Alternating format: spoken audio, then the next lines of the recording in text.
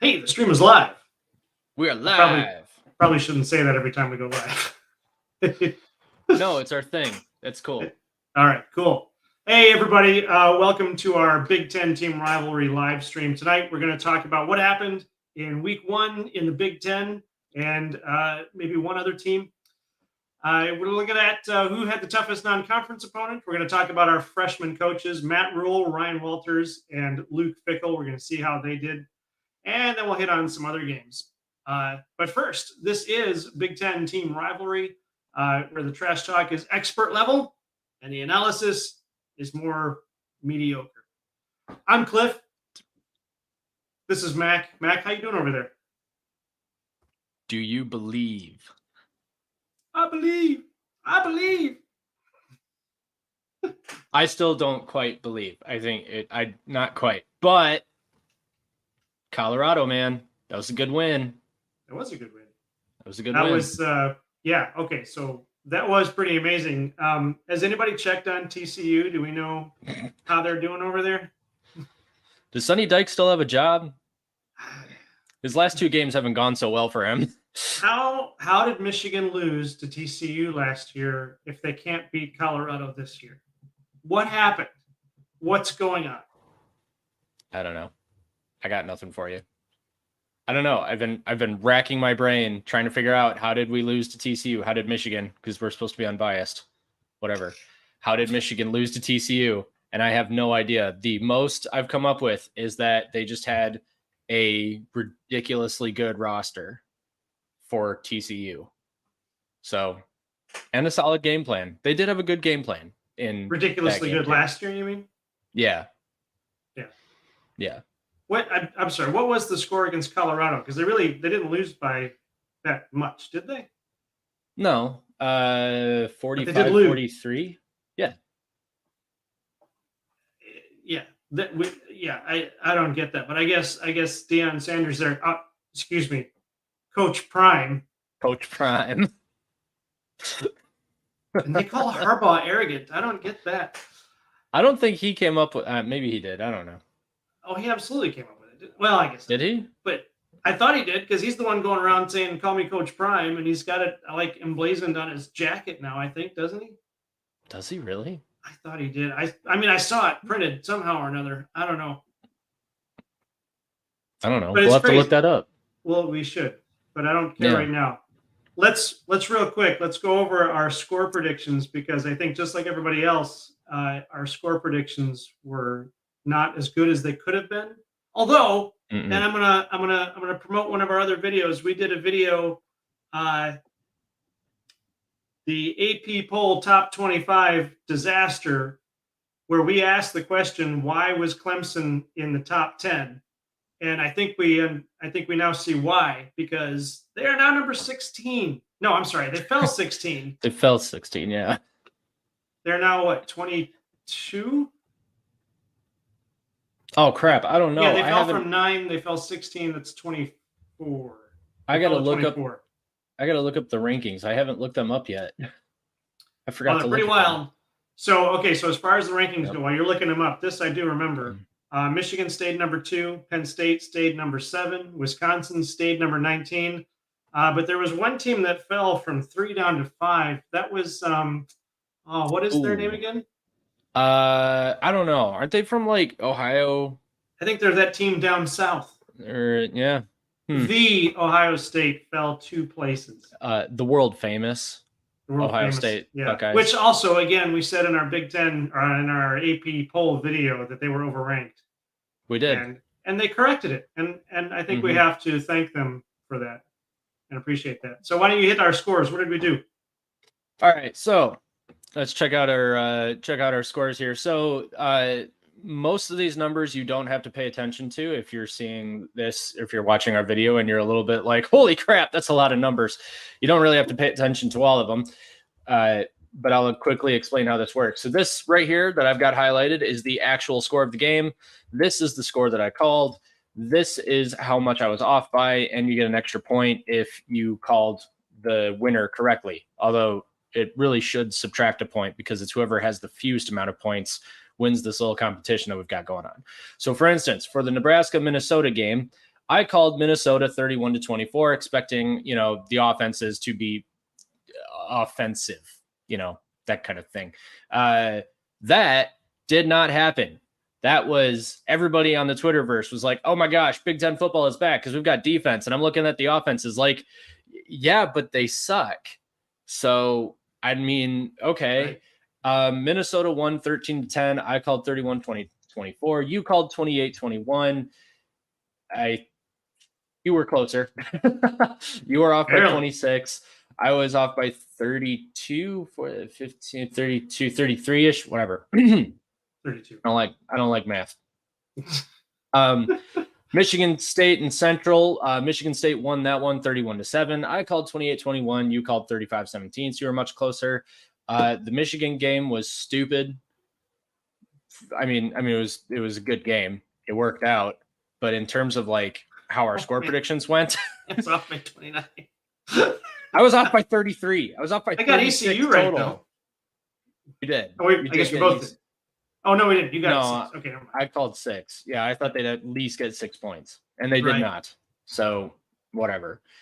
Iowa and Utah I State. thought that would be a much higher scoring game. I did too. I did too. We'll go over that a little bit more because it kind of makes sense why it wasn't, but that's fine. Iowa and Utah State, that new Iowa offense, oh boy, putting up a grand total of 24 points. Maybe we can talk about that one too, but that's geez. But you were actually pretty close there. So you had, what is this, 15 off, and I had 19 off. So there you go. Fresno somehow beat Purdue, which means that our prediction on this is just stupid and unnecessary to go over, so we won't. Ohio State and Indiana, again, what is this? What is this final score? That's nonsense right there. Anyways, that you pretty much you get the idea. We did not have a very good week calling these scores, just basically at all, except for Towson and Maryland. You got almost dead on. Oh so, yeah, close. Well done there. Yeah. Thank you.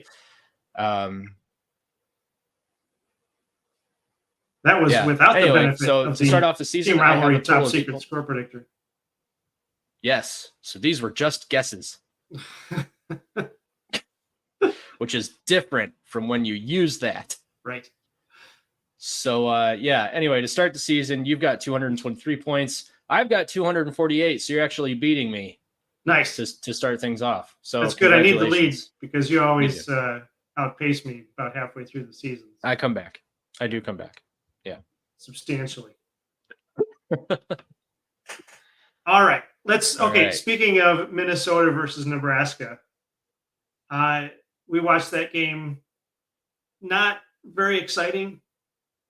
A lot of slow moving plays, a lot of plays that took forever to develop. Not much offense to speak of. Not impressive on either side. Less impressive on the Nebraska side. I heard some, and I had to look up the stat because I heard a couple of Nebraska fans saying that, because this was Matt Rule's first game at Nebraska, and it was an away game, so he's on the road at his first game, and apparently Matt Rule is the first Nebraska coach to play a season opener on the road since 1946. Now, here's the kicker. Wow. That game was also against Minnesota, and they also lost that one. So there's some consistency there over the generations. Also, maybe don't schedule Minnesota as your season opener if it's an away game. Yeah. Just probably not. Hint for Nebraska. But talking about our freshman coaches, this is Matt Rule. If you haven't seen our video, freshman class, Matt Rule, that's back on our channel. Give that a watch. Some good information in there talking about, I'm looking forward to Matt Rule and whether or not he'll be successful at Nebraska. We make some predictions there, and it's a good video to watch. Go ahead and go watch that one. In the meantime, Mac, what did you see in that game? What do you think? So, like to start things off, it's what I said earlier. A lot of people were saying this is some great defense. These are some Big Ten defenses, and I saw just a whole lot of crappy offense. So, Josh Pate at the late kick has what he calls a padlock stat. and I don't know what his padlock stat was for this game or if he even bothered to cover it. But if I were to have a padlock stat, and I'll come up with something better so that we don't steal that from him. Sorry, Josh, you're awesome. Jeff Sims threw 3 interceptions, one of which was on the potential game-winning drive. So before the game, I heard a lot of analysis saying that Jeff Sims is very inconsistent, and that's why you take Minnesota. So I think a lot of people weren't really expecting Minnesota's offense to do as poorly as they did, or maybe it's because Nebraska's defense is just that good. I don't know. We'll find out later in the season. That's fine. But looking at the numbers right here, Jeff Sims threw 3 interceptions. So that inconsistency talk is absolutely warranted. Jeff Sims was also their best rusher. And I've always said that if your quarterback is your best rusher, then there's a problem. I mean, right. even in today's running game, your quarterback probably shouldn't be your top rusher. That being said, Minnesota does not have a running quarterback at all, and yet their running back only got 41 yards. So they didn't do very well on offense either. Right. So basically what I saw was a whole bunch of sloppiness, and it wasn't very pretty.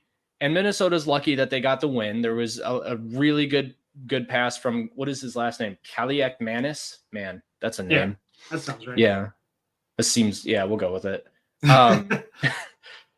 Really good pass with literal 2 minutes left on the clock in the fourth quarter to tie the game, or to tie the game up. And then the game-winning field goal with 58 seconds left is just, I mean, Nebraska had it and then found a very Nebraska way to lose it. And I understand this is supposed to be a different Nebraska under Matt Rule. You can't really say that those types of things carry over to the new administration, but it did. That's just all you can say about that. I mean, you have to give him some leeway being it's being the first game. I mean, even you go back to what was at Baylor and Temple, his first seasons were terrible. Yeah. I mean, just terrible. And coming off of terrible seasons from the coach before in both cases, I think. But he got those teams up to championship levels. So he's still got a chance. I was surprised because, like I was saying before, that I think PJ Fleck is at a critical moment in his career here at Minnesota. I think if he doesn't have a standout season, he's in trouble. Maybe not like immediate hot seat trouble, but he's got to make some changes. But looking at this game, I mean, you've only got 3 points in the first half, and I don't think that was because the defenses were good. So, I didn't see. I mean, maybe there was good defense. There was good defense. I mean, it happened for sure. Yeah. But I saw like you got 4 turnovers, 3 of them by one team. Mm-hmm. So I guess credit Minnesota's defense for getting those turnovers, but Nebraska still had the lead going into literally 2 minutes left in the fourth quarter. So yeah, I mean, Minnesota's offense is on DEFCON 3 at this point, and Nebraska, it's year 1, so sure, don't panic. But if you were hoping that Jeff Sims would be a plug and play, or that any of the transfers Nebraska got would be a plug and play kind of a situation, no, they're not. Right. Yeah. And who do they have next? Well, okay, so Nebraska has Colorado next week, right? Yeah. Yeah. Yes, they do. So Matt Rule's getting the slapped on both sides of his face in these first couple of games. Although, there's still the possibility that Deion Sanders there at Colorado, that was a fluke. There is that possibility. Just coming out of the gate like that, beating the number 2 team from last year, or at least the second place team. I don't know if they actually ended number 2, but they obviously were second place because they were at the national championship. But anyway, yeah. I don't know. I mean, do you think TCU's defense is better than Nebraska's? I have no idea. Or worse? That's the problem. I mean, yeah. Well, I mean, because Colorado is an unknown quantity. I mean, they're not a great team, and yet they just beat the second place team from last year. So either that means either TCU was a fluke last year, or Colorado was a fluke this year, or they just happened to hit at just the right time. But Nebraska rebuilding is going to go up against a team that just well, they didn't crush them, but just beat TCU. Mm-hmm. I don't know. That's a tough road for Matt Rule. I mean, my concern is that Nebraska's going up against a quarterback who just threw for 510 yards. Yeah. So we'll find out if Nebraska's defense was really what kept Minnesota's offense in check. And if I'm a Minnesota fan, that's exactly what I'm hoping for. But right. Is it? I don't know. I guess we'll get some answers. Right. Well, the next game on my list is whoops. Nope, no, it's not. Hold on. There it is. Michigan State versus Central Michigan. Mm-hmm. And you've got Michigan State up by, I wish there was a way to pull things up faster here, but here it is. So at the half, Michigan State is up over Central by only 3 points. You've got a fairly low scoring first half, 7-10. From what we saw, Michigan State was asleep at the wheel for the first half of the game, finally wakes up in that last drive, and then dominates through the second half. Central didn't score at all in the second half. But looking at a team with a $90 million coach and a brand new practice facility, or was it a practice facility or a workout facility, training facility? I think it's their locker room. Locker room? Yeah. Brand new, like a state-of-the-art Star Trek style locker room. Yeah. Of course, they built a new stadium for the Lions, but I mean, a few years ago, they built a new stadium for the Lions, the second losingest team in the NFL. Anyway, Michigan State wants to have a crushing year this year. They want to come back and beat Michigan. Can they do it with this team? No. So okay. But this is more because of what we're going to talk about with Michigan than it is Michigan State right now. Okay, so like Michigan State, like a lot of people want to say, oh, Michigan State's defense is back. Like their defense looked really good, and it did. It did look really good. You're playing Central, guys. All right. I saw rankings of all 160 some odd NCAA football FBS football teams. Eastern Carolina was ranked a solid 20 some odd spots better than Central Michigan. So Central is not a strong opponent. Central had a brand new quarterback. Central is a mid-level MAC team that wins some games and loses a lot of others. And Michigan State couldn't put them away until the fourth quarter when they scored at the 13-26 mark. I mean, it was a 10-point game going into the fourth quarter. So sure, the fourth quarter, that's fine. That's domination. Central's out of gas. That's great. But this says to me that MSU didn't exactly have enough in the tank either. So what happens when MSU is going to get to a lot better competition? And that's just it for me, is that they didn't do enough. Right. Yeah.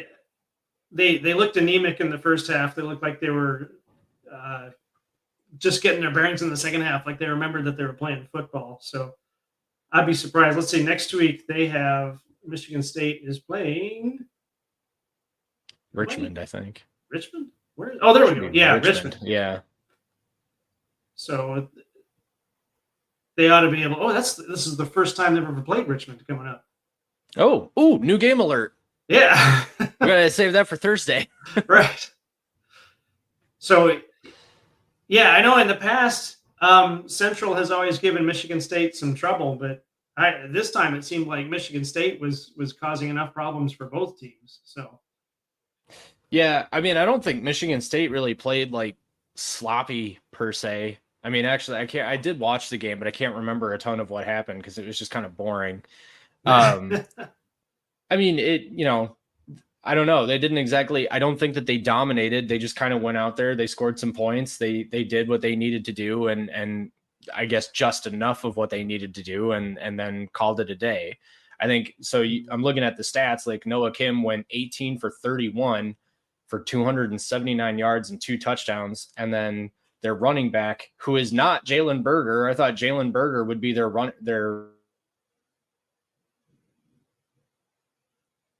Uh-oh, folks. I'm not sure Uh-oh. if we're still live. Oh, there's Mac. I can hear you. Your Oh, picture is okay. frozen, but there you are.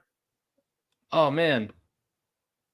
Yep. Okay, we're back though. I can see you. I can hear you.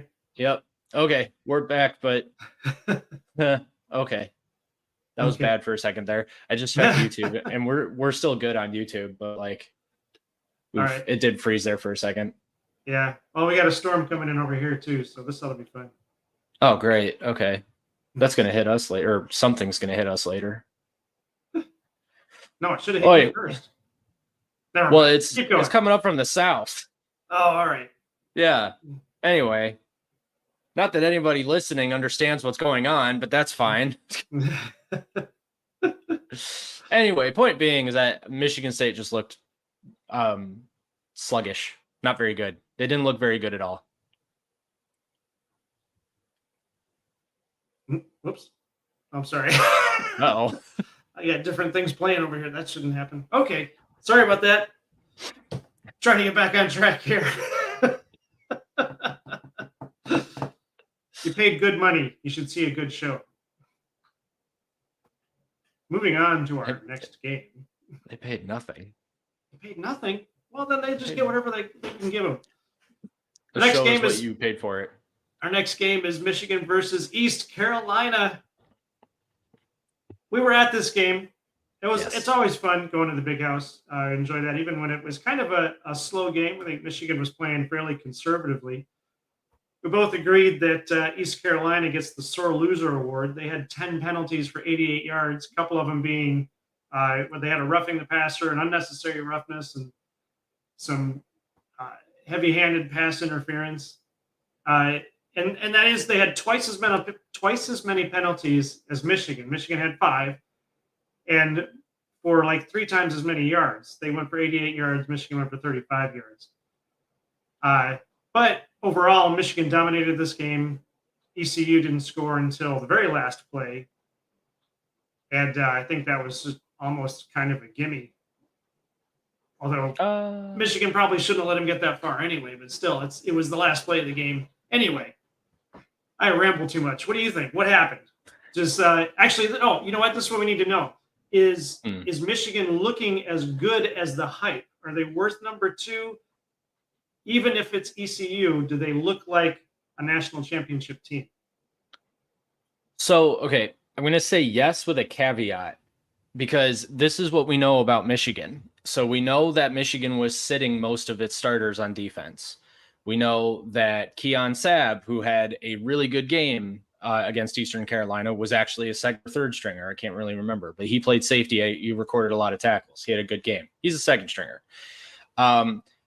We also know that on offense, Michigan scored a lot less than I think we expected them to. Now, Davis Warren played all of the fourth quarter. I think they had mostly second and third stringers on offense in the fourth quarter. That's fine. We'll call that garbage time. But going into the fourth quarter, it was still like only 30-0. So, and I say that understanding that 30 points is still a lot of points when the other team has 0. But that being said, I kind of expected a little bit more out of the offense. But here's what we do know.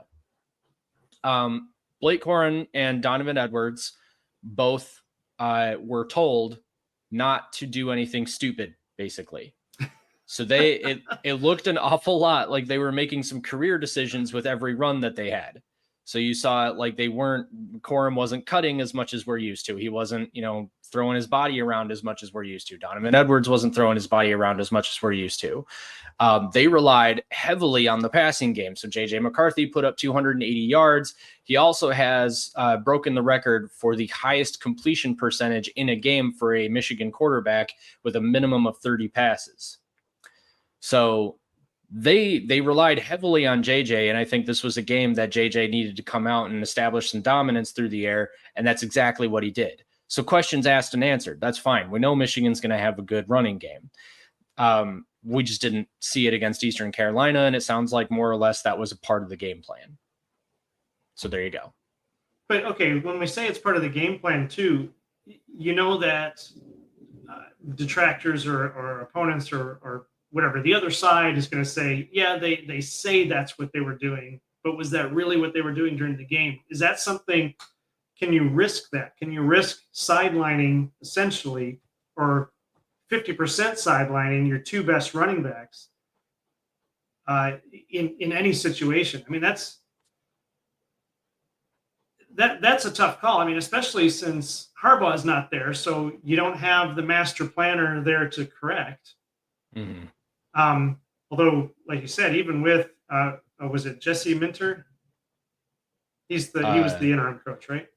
No, Jesse Minter is the interim coach this week. Who did it for? Wait, maybe Jesse Minter was the interim coach for this week. I think he might have been. Hold on. I think he's the interim this week. Yeah. Sharon Moore is the interim next week. Right. Yeah. Okay. Against UNLV.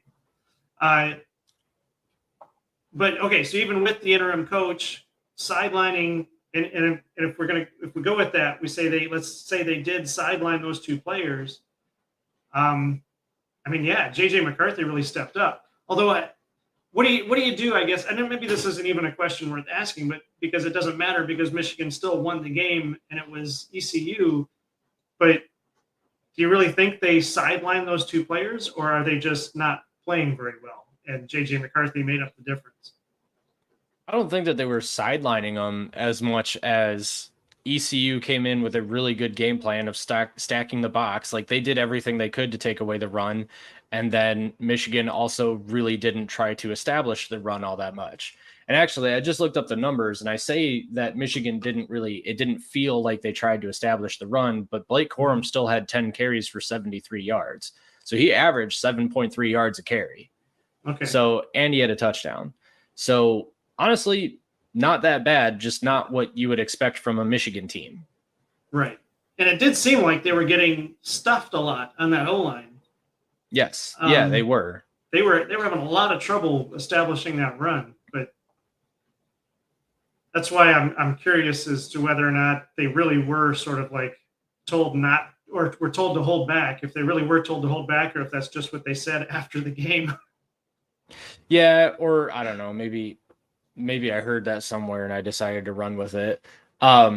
I just know that possible. I mean, that's how it looked for all the world. Like they really weren't trying that hard to establish a run game. Yeah.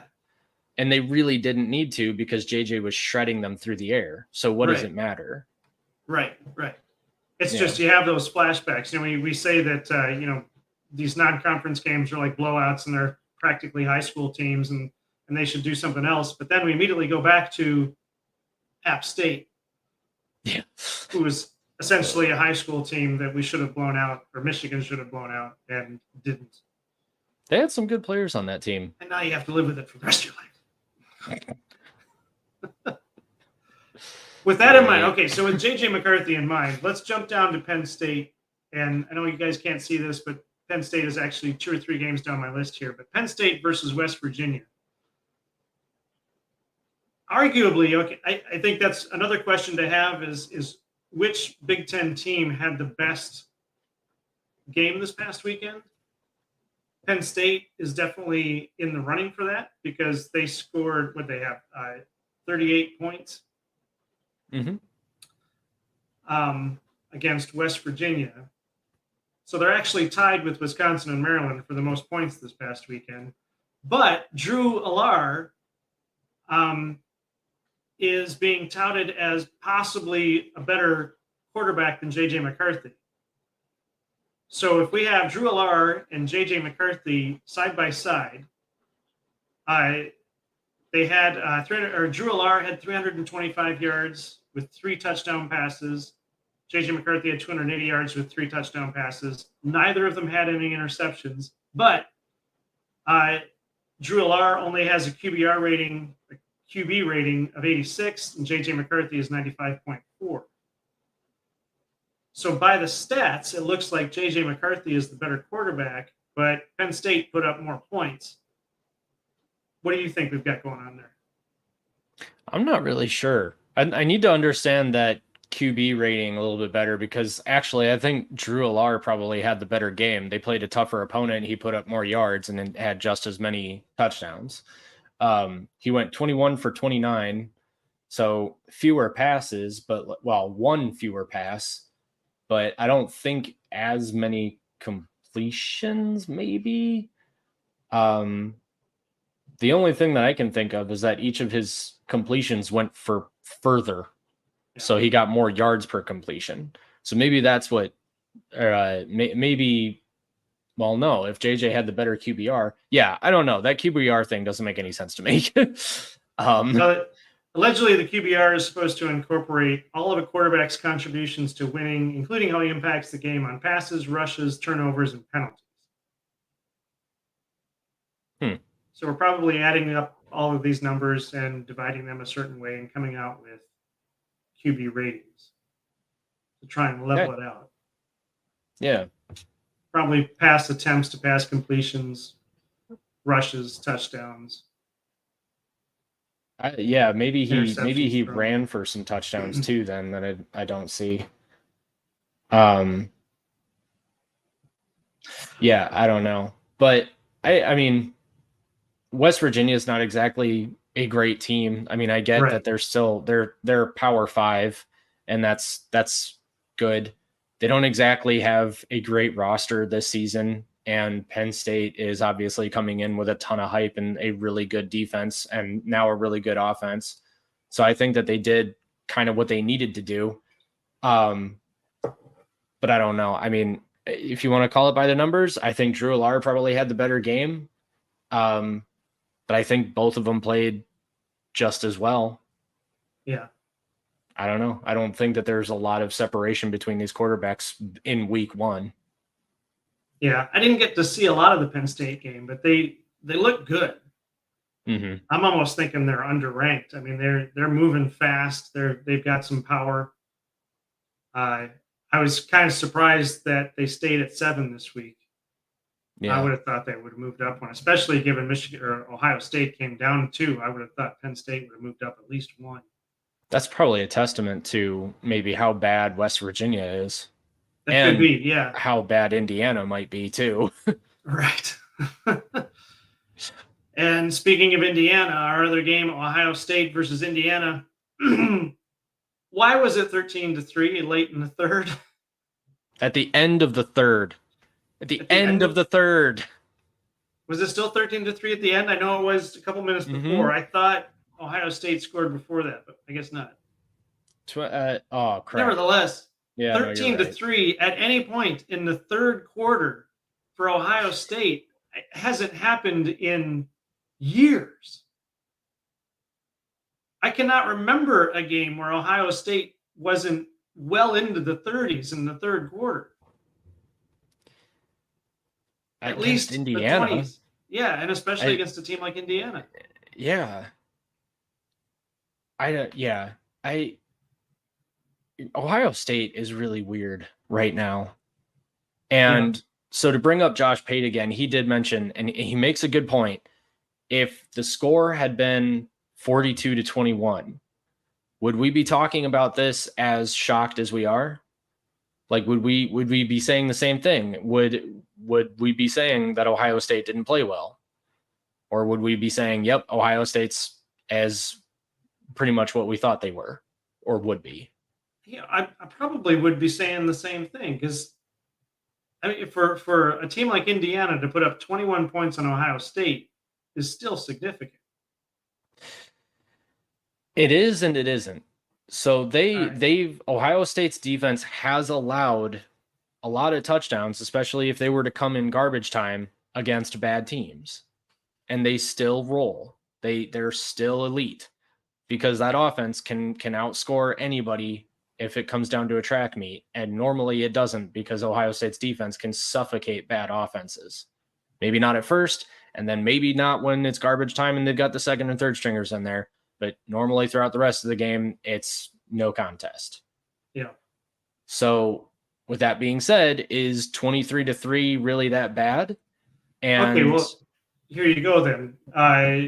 2014, Ohio State was number 6 and Indiana was unranked, and it was 42-27 Ohio State. yeah. And then was that the year they won the national championship? 2014? I don't think so. Because didn't they win the 2015 national title?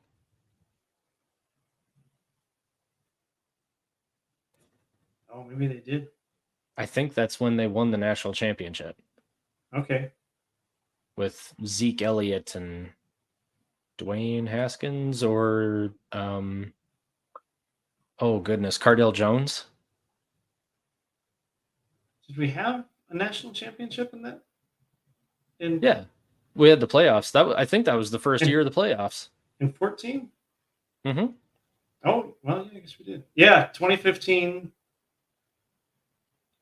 Yeah, that would have been the 2014 season, January 12, 2015. They beat Oregon 42-20. Yeah. Okay, so then I take it back. Except that, let me get back to this. Most of the time, between Ohio State and Indiana. So last year it was 56-14 Ohio State. The year before that, 54-7. The year before that, 42-35. Mm-hmm. And that's when Indiana was ranked 9 and Ohio State 3, although that was 2020.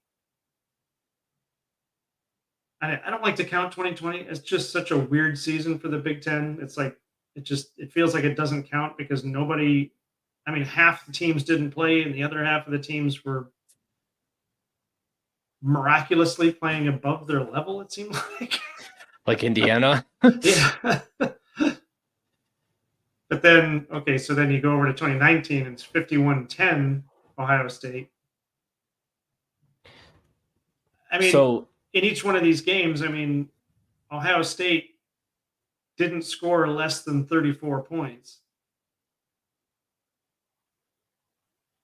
And that's why I would disagree with Josh Pate. Yeah. So I understand that this is just as big a victory as if it had been 42-21 point spread wise. The problem is that Ohio State is not a defense first team. Okay, and I don't mean that they can't have a good defense, and their defense is probably really good this season. Even just holding a team to just 3 points, no matter who the team is like that's good. Oh, yeah. Skipped out for a second. Can you say that again? Oh, what did I say? Holding any team to 3 points, no matter who the team is a really good thing to do. That's tough. That's a good thing to do. So it takes a good defense to do that. That's fine. Yeah. Indiana's it doesn't have a good offense. They don't have everything that they need for a good offense. Okay. The problem is that Ohio State's offense itself was not clicking the way that we're used to seeing. And they put up only 380 yards of total offense against this Indiana defense, which really should not be good. And it didn't look a whole lot like Indiana was stopping Ohio State as much as Ohio State was beating themselves. There were a lot of overthrows that Kyle McCord threw. For the most part, the running backs were held in check except for a couple of scores. But Ohio State kind of had to play a ground and pound sort of style of offense. And they're not really used to doing that. And that's because those high flying passes that they usually do weren't connecting the way that they wanted to.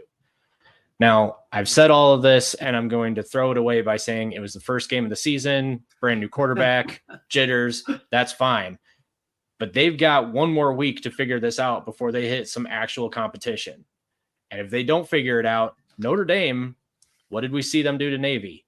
They can do the exact same thing to Ohio State if Ohio State doesn't figure it out. Maybe not the exact same thing, but like they'll beat Ohio State.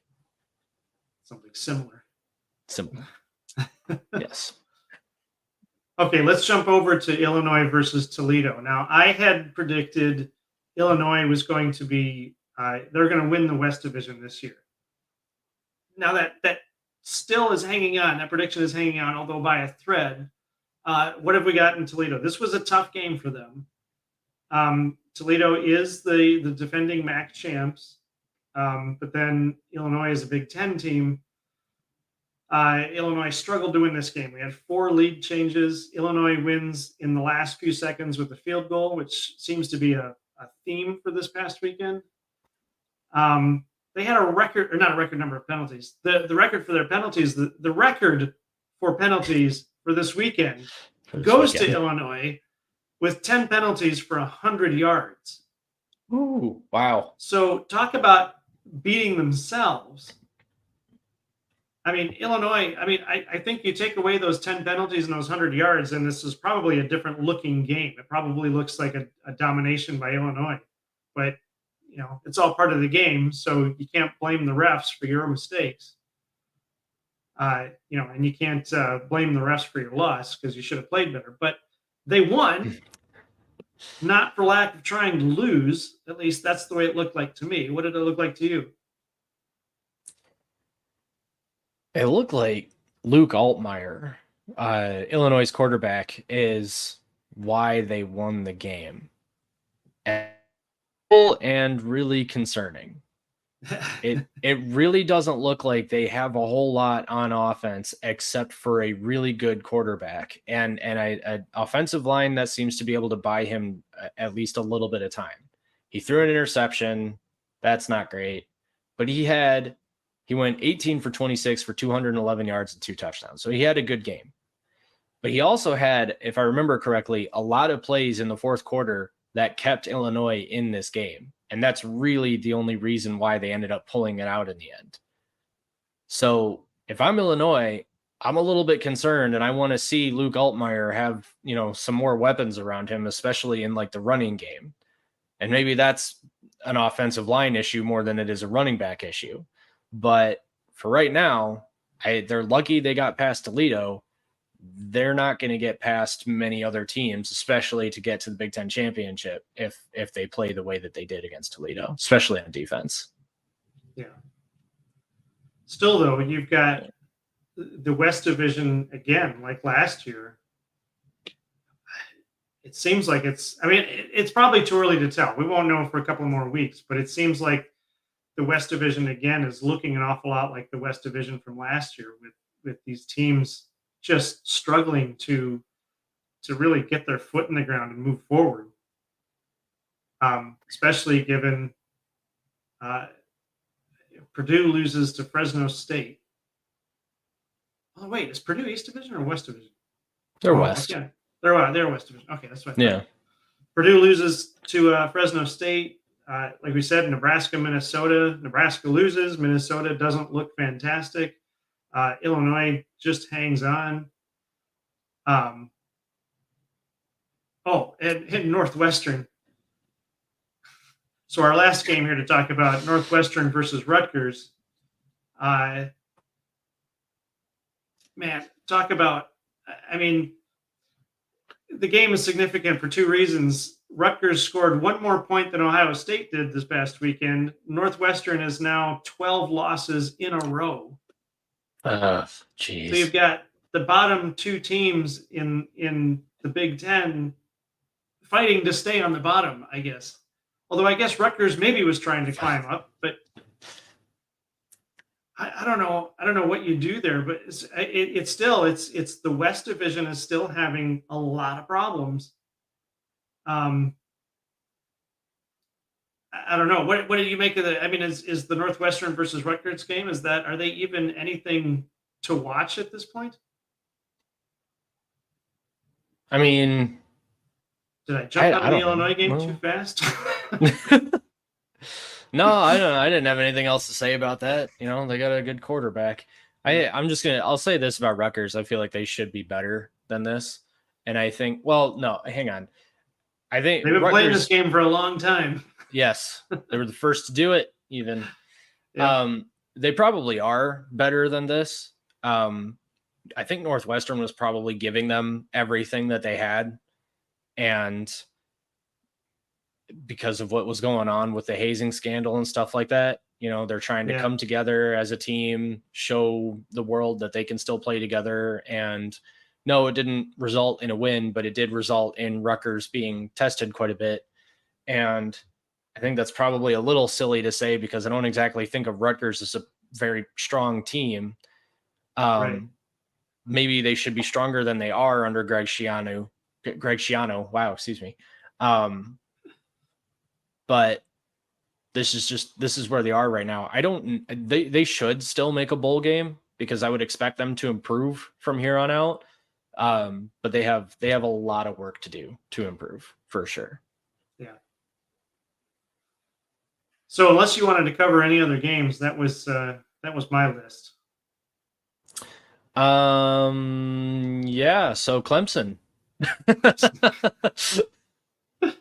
We were right. They should not have been so ranked. They should ranked not. So high.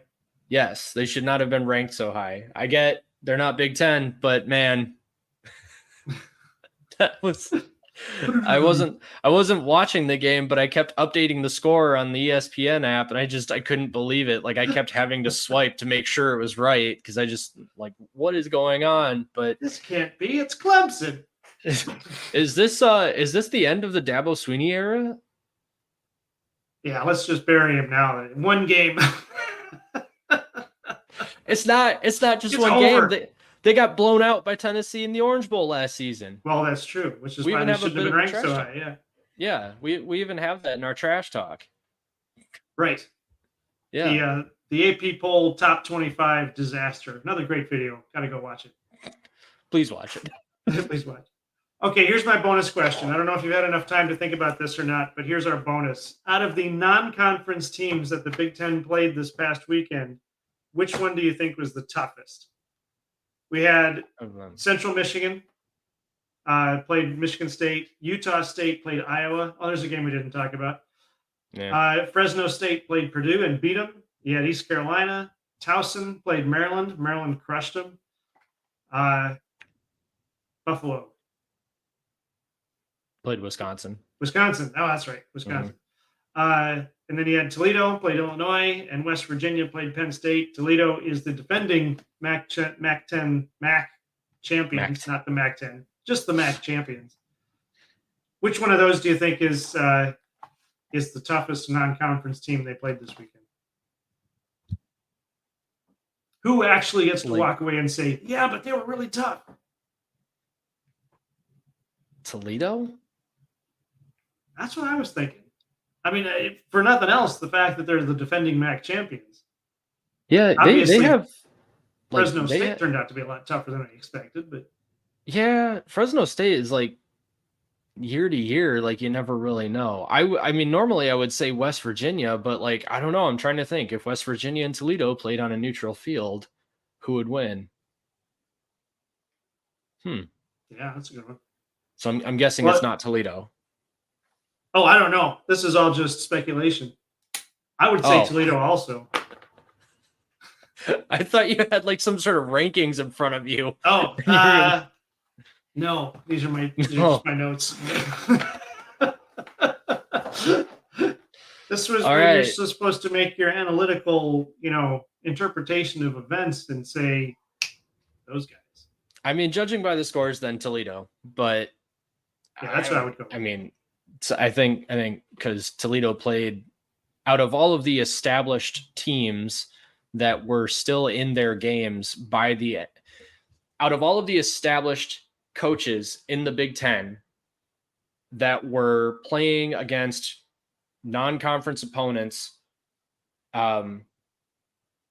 who were still in the game in the fourth quarter, if you can hang on there. I got you.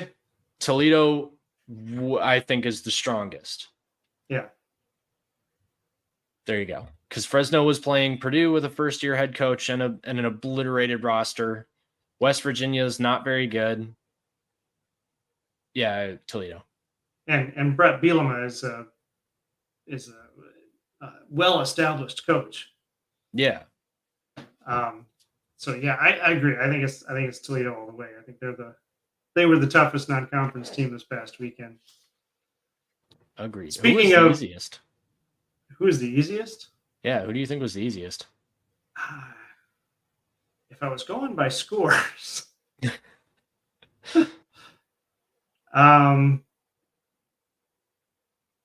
I would almost think Towson. Yeah. Okay. Yeah. I think Central would beat Towson because I was gonna say probably Central, but I think you're right. Probably. I think it would be Towson.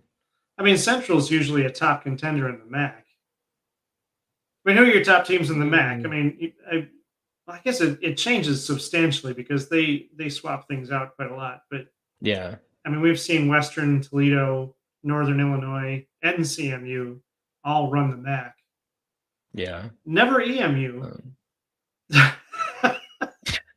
Not quite. Not quite, yeah. But yeah, I guess Central only put up 7.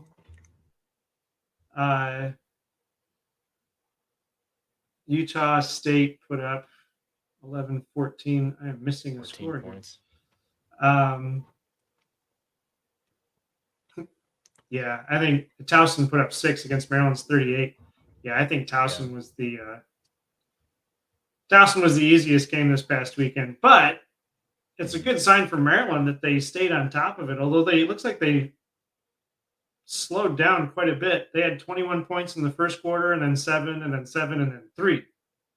3. They probably started putting in second and third stringers. That could be, yeah. I mean, once you're up 21 in the first quarter, there's no sense in hurting your first stringers. Yeah. Hey, Talia Tagovailoa didn't throw any interceptions. All right. Good. Excellent. That's good. Speaking of freshman coaches, I know I mentioned this already. I just want to mention it again. We have our freshman class videos on our YouTube channel. Freshman class for Ryan Walters, freshman class for Luke Fickle, freshman class for Matt Rule. All talking about where they've been and where they're going and how we think they'll do at their individual schools. Give you a hint. I was hoping Ryan Walters would do a lot better. So I like the guy. He's a cool guy. He seems like a good guy. Yeah. He seems like a good guy. I was hoping more for him. I was the most surprised. I thought Matt Rule would do better, but I'm not entirely surprised that he lost his first game. Luke Fickle is the one I'm really shocked at. I did not think Luke Fickle would come out of the gate with 38 points against Buffalo. Although they did allow 17, so.